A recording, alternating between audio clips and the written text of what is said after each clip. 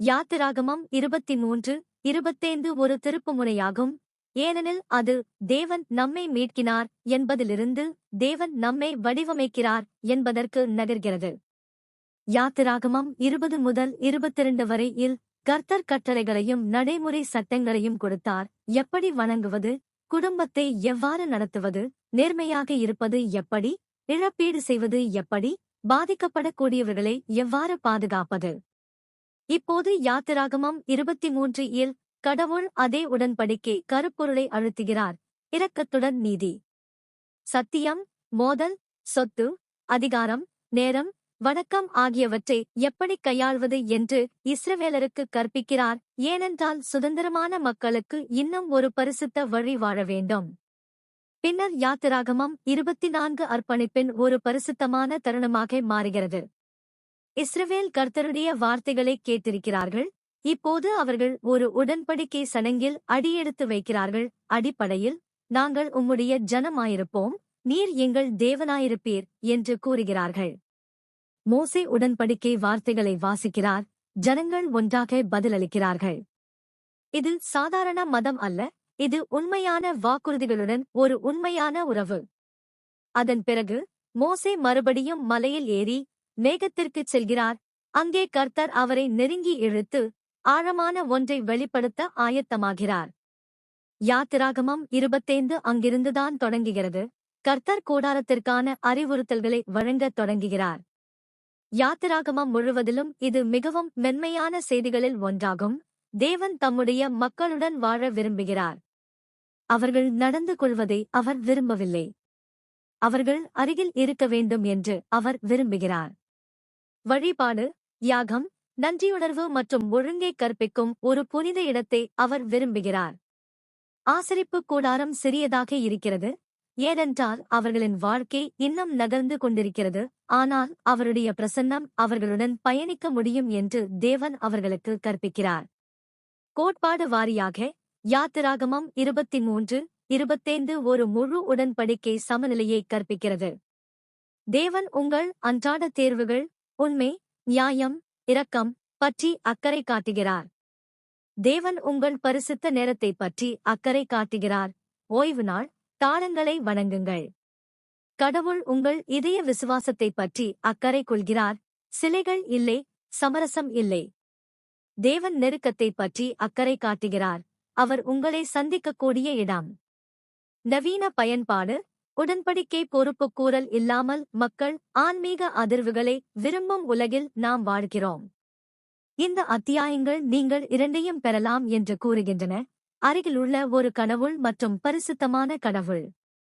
ஒரு குழப்பமான உலகில் உங்கள் இருதயத்தை நீங்கள் உறுதியாக வைத்திருக்கும் வழி, கடவுளின் பிரசன்னத்தைச் சுற்றி வாழ்க்கையை உருவாக்குவதன் மூலம் வாராந்திர வழிபாடு, தினசரி நேர்மை, மனந்திரும்புதல் மற்றும் ஆவியானவரை அழைக்கும் ஒரு வீடு.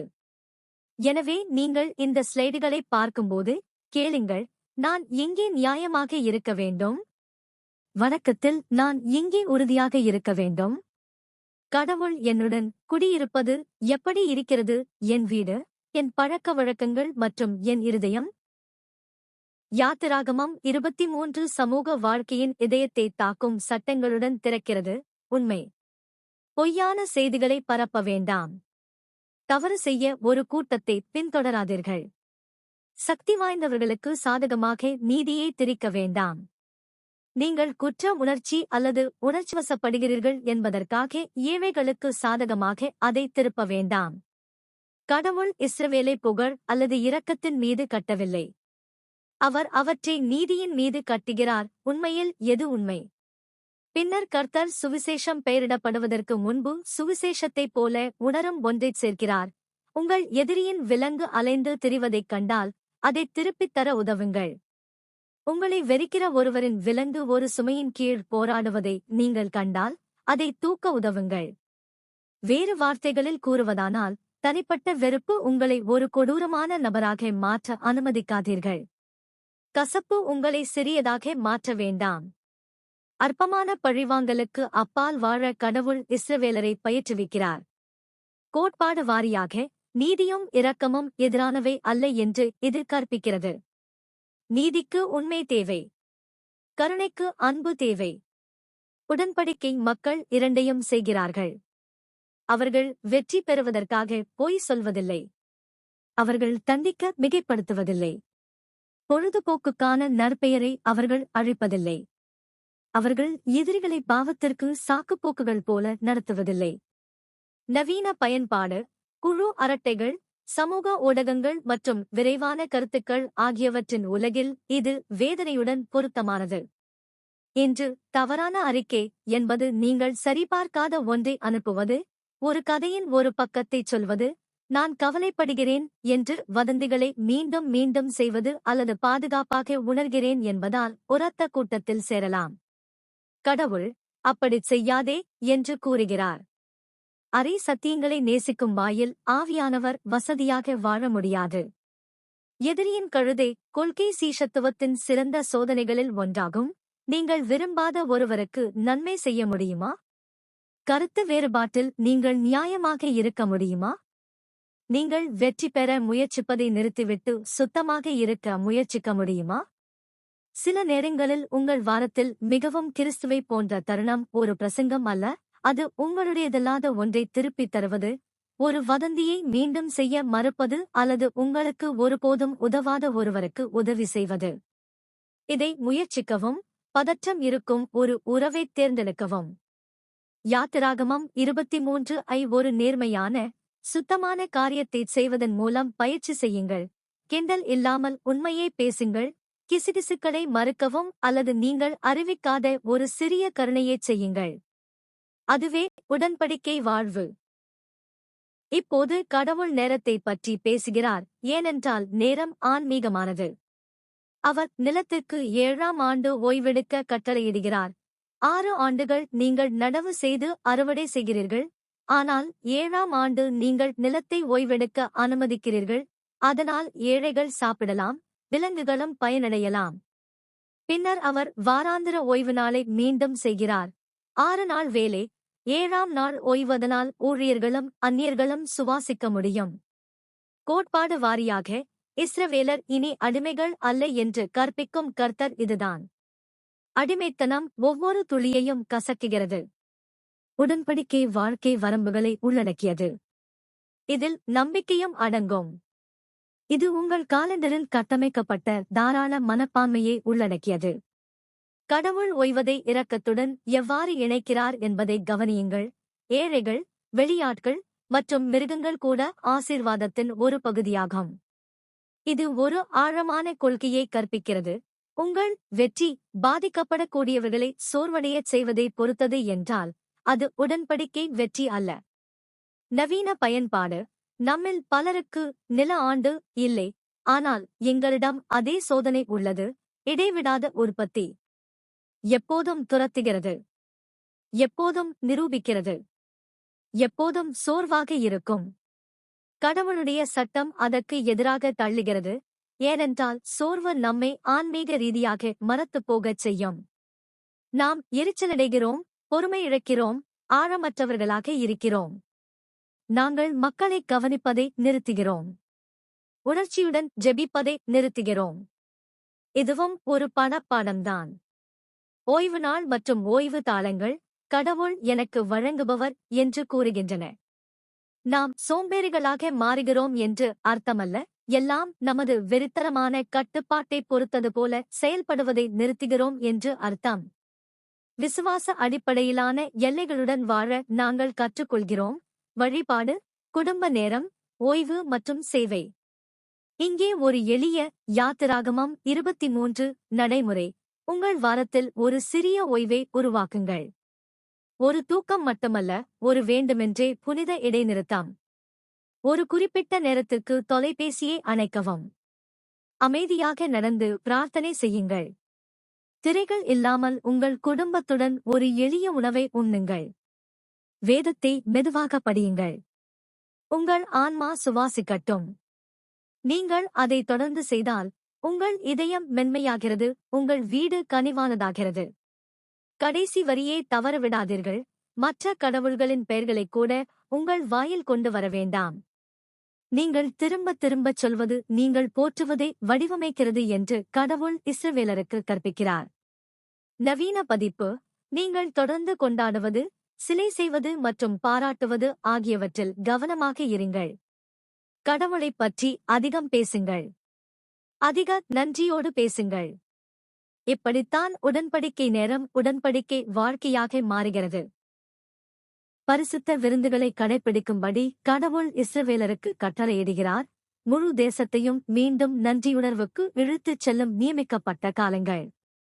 இந்த திருவிழாக்கள் சீரற்ற விடுமுறைகள் அல்ல, அவை நினைவக பயிற்சி. யாத்திராகமத்தை நினைவுகூரவும், கடவுளின் ஏற்பாட்டை நினைவுகூரவும், தங்கள் அறுவடை அவரிடமிருந்து வருகிறது என்பதை நினைவில் கொள்ளவும் அவர்கள் இஸ்ரவேலருக்கு கற்பிக்கிறார்கள். கர்த்தர் வருடத்தில் ஒரு வழிபாட்டு தாளத்தை உருவாக்குகிறார், அதனால் அவர்கள் மறதிக்கு செல்ல மாட்டார்கள். கோட்பாடு வாரியாக விருந்துகள் ஒரு உடன்படிக்கை கருவி. அவை மக்களை சேகரிக்கின்றன, குழந்தைகளுக்கு கற்பிக்கின்றன, பெருமைமிக்கவர்களை தாழ்த்துகின்றன, விசுவாசத்தை புதுப்பிக்கின்றன. தேவன் என்ன செய்கிறார் என்பதை கவனியுங்கள். அவர் வழிபாட்டை மகிழ்ச்சியுடனும் நன்றியுணர்வுடனும் இணைக்கிறார்.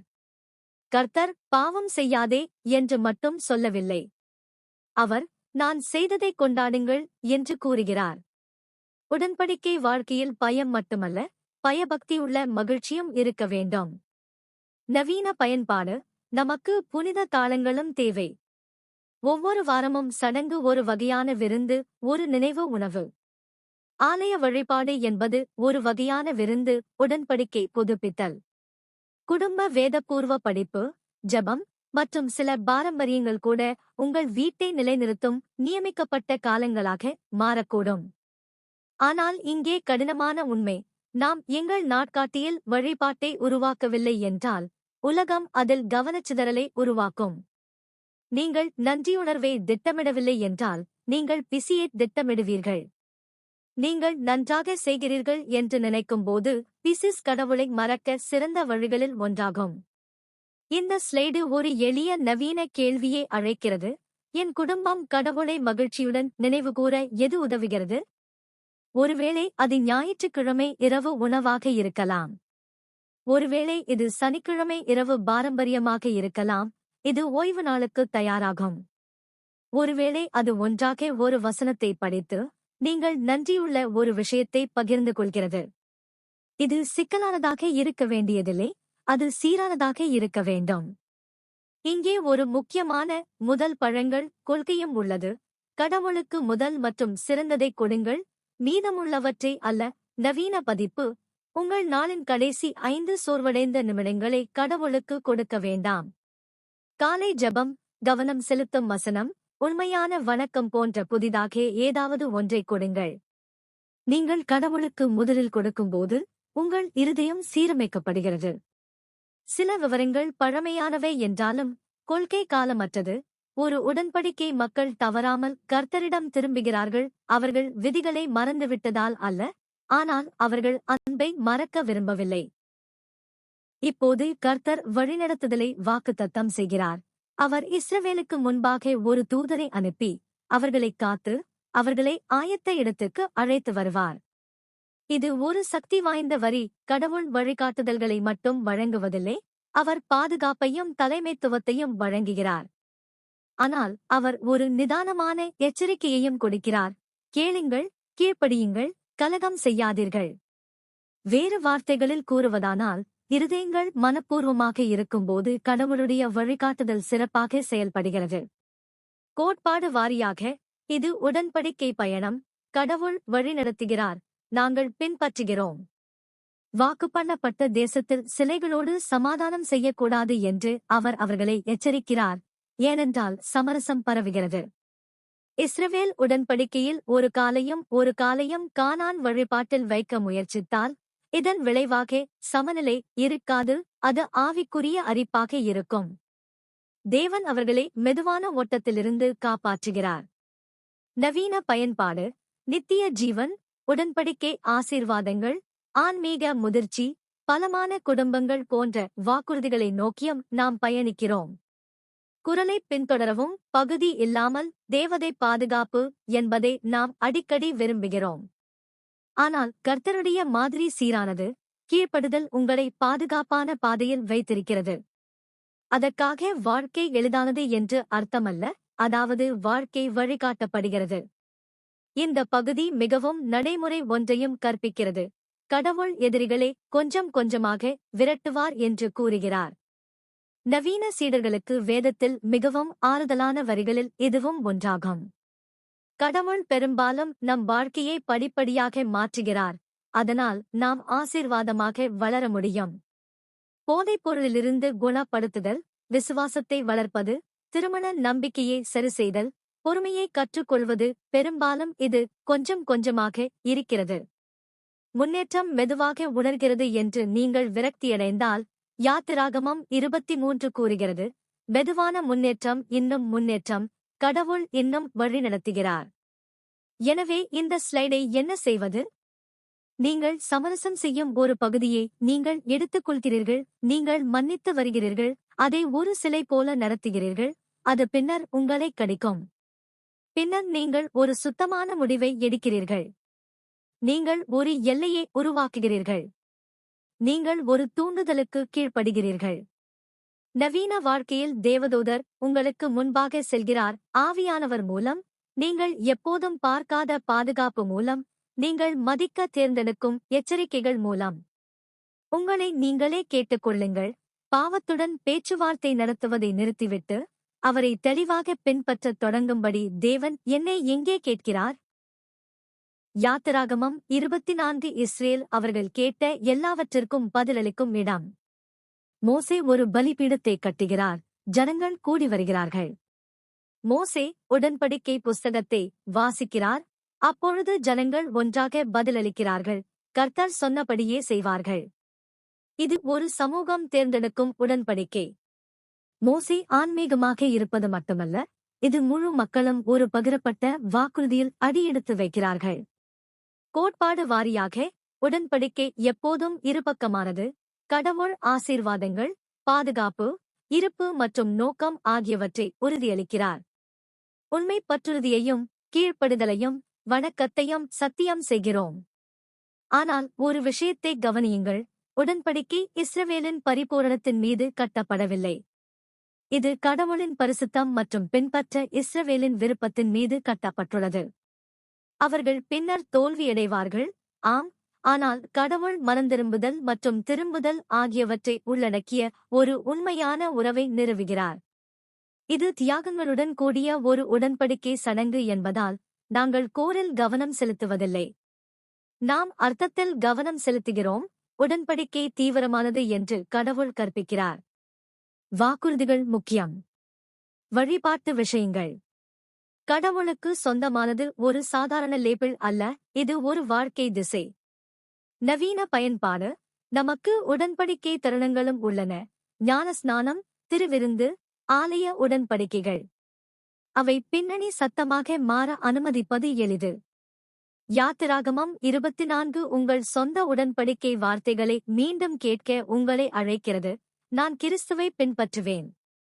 நான் அவருடைய பெயரை எடுத்துக்கொள்வேன். அவரை நினைவு கூர்வேன். அவருடைய கட்டளைகளை கைக்கொள்வேன் என்றார். இங்கே ஒரு சக்தி வாய்ந்த நடைமுறை. ஒவ்வொரு வாரமும் யாத்திராகமம் 24 போன்ற சடங்குகளை நடத்துங்கள். வழக்கமாக அல்ல, ஒரு புதுப்பித்தல் விழா போல. நீங்கள் அப்பத்தையும் தண்ணீரையும் எடுத்துக்கொள்ளும்போது, கர்த்தர் சொன்னதையெல்லாம் நான் செய்வேன் என்று சொல்வதை நீங்களே கற்பனை செய்து கொள்ளுங்கள்.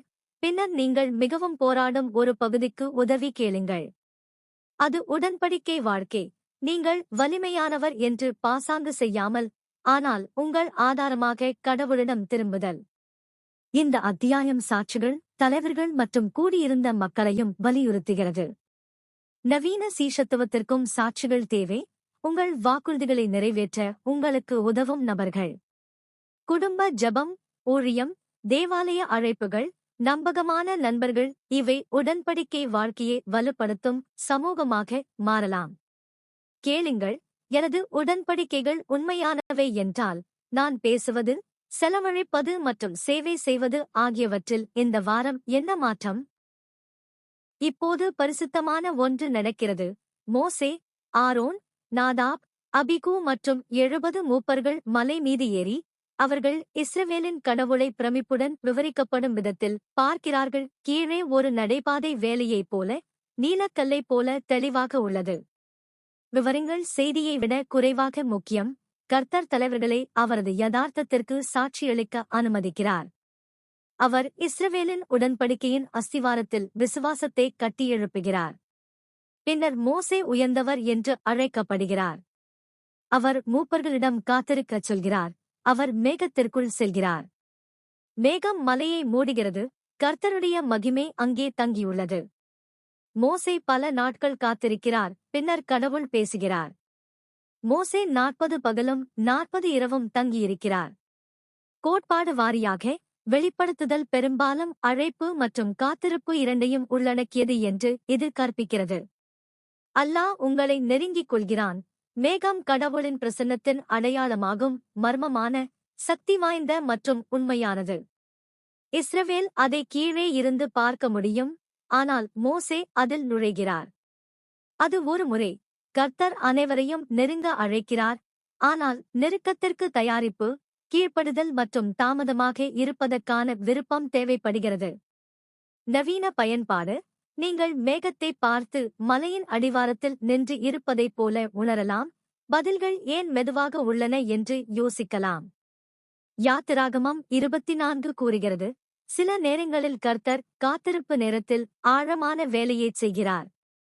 தண்டனை அல்ல, தயாரிப்பு. சில வெளிப்பாடுகள் விரைவாக வருகின்றன. மற்றவர்கள் நீங்கள் காண்பித்து, ஜெபம் செய்து, வாசித்து, மனந்திரும்புதல், உண்மையாக இருத்தல் ஆகியவற்றுக்கு பிறகு வருகிறார்கள். இந்த அத்தியாயம் நீதியான தலைமையையும் கற்பிக்கிறது. மோசே மக்களை கைவிடவில்லை. அவர் அவர்களை ஒழுங்கமைக்கிறார், ஆதரவை அமைத்து, பின்பு கடவுளை தேடுகிறார். நவீன சீடர்களுக்கு இரண்டும் தேவை. பள்ளத்தாக்கில் பொறுப்பு மற்றும் மலையில் ஒற்றுமை. நீங்கள் ஒருபோதும் மலை ஏறவில்லை என்றால், அதாவது நீங்கள் ஒருபோதும் அமைதி, வேதம் மற்றும் ஜெபத்தை நாடுவதில்லை, நீங்கள் வெறுமையாக வாழ்க்கையை நடத்த முயற்சிக்கிறீர்கள். எனவே இங்கே ஒரு எளிய அழைப்பு. இந்த வாரம் ஒரு மலை நேரத்தை தேர்வு செய்க. ஒரு உண்மையான தொகுதி. அமைதியாக இருங்கள். வேதம் திறந்தது. தொலைபேசி விலகி. முதலில் காத்திருப்பது போல் உணர்ந்தால் சரியாக இருக்கட்டும். மேகம் உடனடியாக திறக்க முடியாது. ஆனால் உடன்படிக்கை மக்கள் தொடர்ந்து வருகிறார்கள். அவரால் மாற்றப்படும் அளவுக்கு தேவனுடன் காத்திருக்க நான் தயாராக இருக்கிறேனா? யாத்திராகமம் 25 ஒரு ஆச்சரியமான கட்டளையுடன் தொடங்குகிறது. விருப்பமுள்ள இருதயங்களிலிருந்து ஒரு பிரசாதத்தை எடுத்துக் கொள்ளுங்கள். கட்டாயப்படுத்தப்படவில்லை. அழுத்தம் இல்லை. விருப்பம். பொன், வெள்ளி, துணிகள், தோல்கள், மரம், எண்ணெய், நறுமணப் பொருட்கள், கற்கள் போன்ற பொருட்களை கர்த்தர் பட்டியலிடுகிறார். ஏனென்றால் கூடாரம் மக்கள் இலவசமாக கொடுக்கும் பொருட்களிலிருந்து கட்டப்படும். இது ஒரு முக்கியமான கோட்பாடு. கடவுளின் வீடு பிரதிஷ்டைத்தால் கட்டப்படுகிறது, வற்புறுத்தலால் அல்ல. பின்னர் அதன் இதயம் வருகிறது. அவர்கள் என்னை ஒரு சரணாலயமாக்கட்டும், நான் அவர்களிடையே தங்குவேன் என்று கூறினார்கள். இது வேதத்தில் மிகவும் மென்மையான வாக்கியங்களில் ஒன்றாகும். கடவுள் தூரத்திலிருந்து சட்டங்களை மட்டும் வழங்கவில்லை. அவர் உள்ளே செல்கிறார். அவர் அவர்களின் முகாமின் மையத்தில், அவர்களின் கதையின் மையத்தில், அவர்களின் அடையாளத்தின் மையமாக இருக்க விரும்புகிறார். கோட்பாட்டின்படி கூடாரம் கடவுளுடைய பிரசன்னம் பரிசுத்தமானது மற்றும் ஒழுங்கமைக்கப்பட்டது என்று கற்பிக்கிறது. அவர் ஒரு மாதிரியை கொடுக்கிறார். நான் உனக்கு காட்டும் மாதிரியின்படி. ஏனென்றால் வழிபாடு ஆத்துமாக்களை வடிவமைக்கிறது. இறைவன் உணர்ச்சியில் மட்டும் ஆர்வம் காட்டுவதில்லை. சின்னங்கள், கட்டளைகள், யாகம் மற்றும் மரியாதை மூலம் ஒரு மக்களை உருவாக்குவதில் அவர் ஆர்வமாக உள்ளார். நவீன பயன்பாடு. நம் கொல்லைப்புறத்தில் நாம் ஒரு கூடாரத்தை கட்டாமல் இருக்கலாம், ஆனால் கடவுள் வசிக்கும் இடங்களை இன்னும் கட்டுகிறோம். உங்கள் வீடு ஒரு சரணாலயமாக இருக்கலாம். உங்கள் ஞாயிற்றுக்கிழமை வழிபாடு சரணாலய நேரமாக இருக்கலாம். இக்கோயில் சரணாலயமாகும். நீங்கள் ஜெபம் செய்து படிக்கும் ஒரு அமைதியான மூலையில் கூட உங்கள் வாழ்க்கையில் ஒரு சிறிய கூடாரமாக மாறக்கூடும்.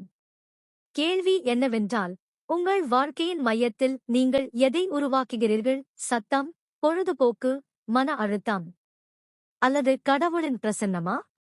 மேலும் பிரசாத பகுதியும் முக்கியமானது. கர்த்தர் இன்னும் விருப்பமான இருதயங்களைக் கேட்கிறார். நேரம், கவனம், பணிவு, சேவை, மனந்திரும்புதல், தாராள மனப்பான்மை. அவருக்கு உங்கள் பரிபூரணம் தேவையில்லை, அவர் உங்கள் புனிதத்தை அழைக்கிறார். இதை முயற்சிக்கவும். இந்த வாரம் நீங்கள் வழங்கக்கூடிய ஒரு பொருள் தேர்ந்தெடுக்கவும். ஒருவேளை தங்கம் அல்ல, ஆனால் பொறுமை. அல்லது உண்மையான ஓய்வு நாள். அல்லது ஒரு உண்மையான மன்னிப்பு. அல்லது நோக்கத்துடன் கூடிய உண்ணாவிரதம்.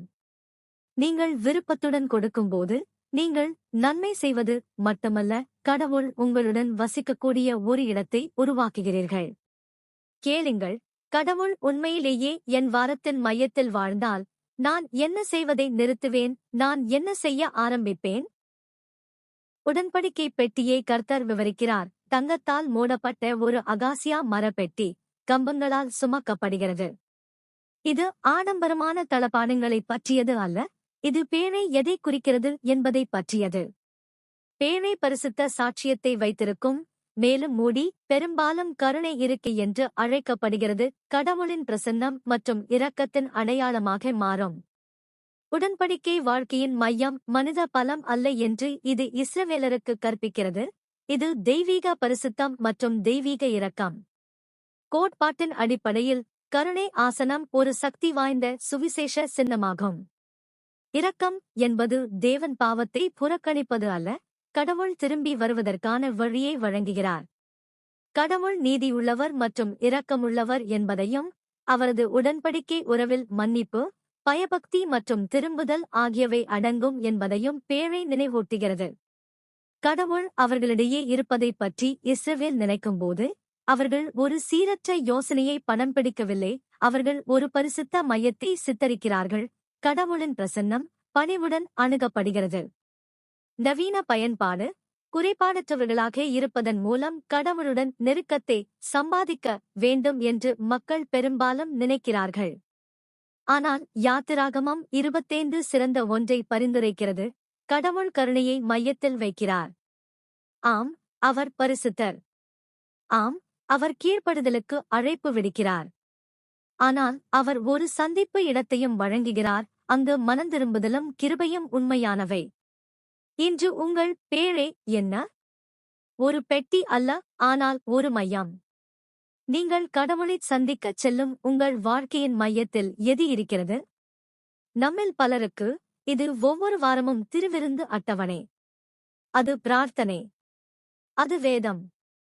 அது கோயில். அவை மையத்தில் இருக்கும்போது உங்கள் வாழ்க்கையில் ஒரு ஆவிக்குரிய வடக்கு நட்சத்திரம் உள்ளது. அவர்கள் இல்லாதபோது நீங்கள் விலகிச் செல்கிறீர்கள். மேலும் கவனிக்கவும், பேழை எடுத்துச் செல்லப்படுகிறது. தேவனுடைய பிரசன்னம் அவருடைய ஜனங்களுடன் பயணிக்கிறது. அது ஆறுதலாக இருக்கிறது. கர்த்தர் சரியான தருணங்களில் மட்டுமே கிடைக்கவில்லை. நகரும் பருவங்களில் அவர் உங்களுடன் இருக்க முடியும். புதிய வேலைகள், துக்கம், நிச்சயமற்ற தன்மை, மாற்றம். உடன்படிக்கை வாழ்க்கை இயக்கத்தை அகற்றாது, இது இயக்கத்தை நங்கூரமிடுகிறது. இந்த ஸ்லைடு ஒரு எளிய முடிவை அழைக்கிறது, கருணையை மையத்திற்கு நகர்த்தவும்.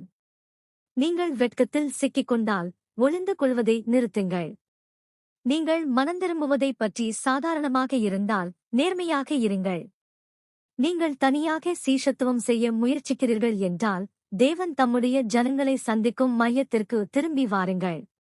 கேளுங்கள், நான் தேவனை ஒரு தொலைதூர நீதிபதியைப் போல நடத்துகிறேனா, அல்லது இன்னும் கருணை இருக்கைக்கு என்னை அழைக்கும் ஒரு பரிசுத்த ராஜாவைப் போல நடத்துகிறேனா? அடுத்து கர்த்தர் 2 பரிசுத்த பொருட்களை விவரிக்கிறார். பரிசுத்த அப்பத்திற்கு ஒரு மேசை மற்றும் தொடர்ச்சியான ஒளிக்கு ஒரு விளக்குத்தாள். மீண்டும், இது உள்துறை வடிவமைப்பு மட்டுமல்ல, தேவன் இஸ்ரவேலருக்கு அருகில் வாழ்வதன் அர்த்தம் என்ன என்று கற்பிக்கிறார். அப்பம் ஊட்டத்தை குறிக்கிறது, கடவுள் உயிரைத் தக்கவைக்கிறார். ஒளி வழிகாட்டுதலை குறிக்கிறது, கடவுள் பாதையை ஒளிரச் செய்கிறார். மேலும் முக்கிய விவரம், தொடர்ச்சியானது. கடவுளின் பிரசன்னம் எப்போதாவது இருக்க வேண்டும் என்று அர்த்தமல்ல, இது நிலையானதாக இருக்க வேண்டும். கோட்பாட்டின்படி அப்பமும் ஒளியும் இயேசு கிறிஸ்துவுடன் நேரடியாக இணைக்கின்றன. அவரே ஜீவ அப்பம். அவரே உலகத்தின் ஒளி. புதிய ஏற்பாட்டு மொழி தோன்றுவதற்கு நீண்ட காலத்திற்கு முன்பே இஸ்ரேல் இந்த சத்தியங்களை குறியீடுகள் மூலம் கற்றுக்கொள்கிறது. கடவுள் உணவளிக்கிறார். இறைவன் வழிநடத்துகிறான். கடவுள் அருகிலேயே இருக்கிறார். வழிபாடு என்பது விதிகளைப் பற்றியது மட்டுமல்ல, இது உங்கள் வாழ்க்கையில் கடவுளின் வாழ்க்கையை பெறுவது பற்றியது. நவீன பயன்பாடு பெரும்பாலான ஆவிக்குரிய வறட்சி இரண்டு விஷயங்களில் ஒன்றிலிருந்து வருகிறது. நாம் சாப்பிடுவதை நிறுத்துகிறோம் அல்லது வெளிச்சத்தில் இருப்பதை நிறுத்துகிறோம். எங்கள் விசுவாசத்தை வளர்ப்பதை நிறுத்துகிறோம். வேதம், பிரார்த்தனை இல்லை, திருவிருந்து கவனம் இல்லை. அல்லது நாம் இருளில் நகர்கிறோம். பழக்க வழக்கங்கள், ஊடகங்கள், மனக்கசப்பு மற்றும் ஆவியானவரை மங்கச் செய்யும் இரகசிய சமரசங்கள். யாத்திராகமம் 25:2 மீண்டும் கட்டியெழுப்ப உங்களை அழைக்கிறது. நிலையான ஊட்டச்சத்து மற்றும் நிலையான ஒளி. எனவே அதை நடைமுறைக்கு சாத்தியமாக்குங்கள். உங்களை நீங்களே கேட்டுக்கொள்ளுங்கள். ஆன்மீக ரீதியில் எனது அன்றாட அப்பம் என்ன? இது ஒரு அத்தியாயமா? ஒரு சில வசனங்களா? ஒரு பாடல்? திரக்கில் அல்லது சமையலறை மடுவில் ஒரு அமைதியான பிரார்த்தனை? வீட்டில் என் விளக்கு எங்கே? நமக்கு ஒளியின் தருணங்கள் உள்ளனவா? அன்பான வார்த்தைகள், மன்னிப்பு, சுவிசேஷ உரையாடல்கள், ஓய்வு நாள் சமாதானம்? அல்லது வீடு தொடர்ந்து திரைகளால் ஒளிர்கிறதா, ஆனால் ஆன்மீக ரீதியாக இருட்டாக இருக்கிறதா?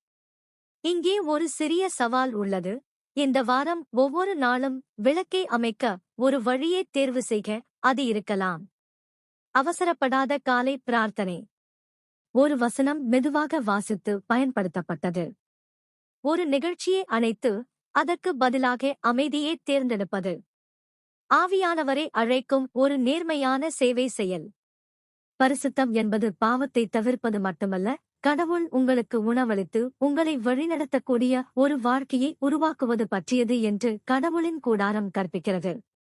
ரொட்டி மற்றும் ஒளி. அதுதான் உடன்படிக்கை மையம். கேள்வி கேளுங்கள். ஆவிக்குரிய போஷாணமும் ஆவிக்குரிய ஒளியும் தொடர்ந்து இருந்தால் என் வாழ்க்கையில் என்ன மாற்றம்?